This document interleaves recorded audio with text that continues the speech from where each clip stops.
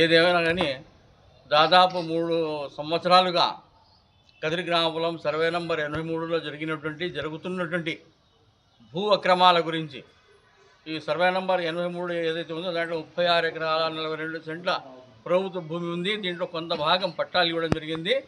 అయితే దాంట్లో కొంతమంది రెవెన్యూ అధికారులతో కుమ్మక్కైన రెవెన్యూ దళారులు ఇష్టానుసారం దొంగ పట్టాలు సృష్టించి ఒక్కొక్కరు 5 సెంట్లు 6 సెంట్లు 10 సెంట్లు ఇష్టానుసారంగా కాంపౌండ్లు వేసుకొని ఇళ్ళు నిర్మించుకోవడం బేస్మెంట్లకు జరుగుతుంది.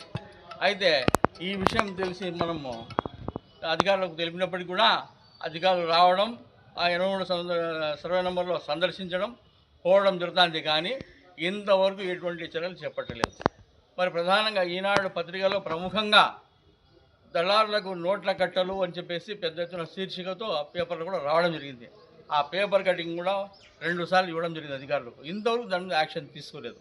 అంటే వీళ్ళు ఈ రెవెన్యూ అక్రమాల మీద ఎందుకు చర్యలు తీసుకోలేకపోతున్నారు, వీళ్ళు ఏమైనా వాళ్ళతో ఆక్రమణదారులతో కుమ్మక్కైనారని చెప్పేసి ప్రజలు అనుకుంటున్నారు.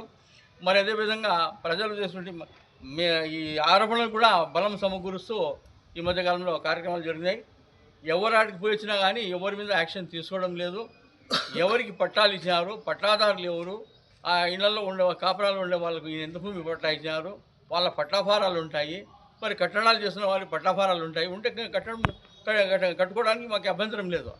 ఎటువంటి పట్టాఫారం లేకుండా అక్రమంగా నిర్మాణాలు చేస్తున్న వారిని చూసి చూడనట్టు వదిలేస్తున్నారంటే దీని వెనకాల ఇంకా కోట్ల రూపాయలు వ్యాపారం కొనసాగుతాయని చెప్పేసి మాకైతే అనుమానంగా ఉంది.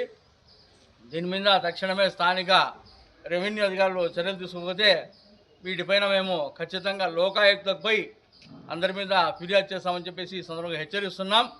మరి రెండవ విషయం ఏమిటంటే కదిరి పట్టణంలో ట్రాఫిక్ విపరీతంగా పెరిగిపోయింది. పెరిగిన ట్రాఫిక్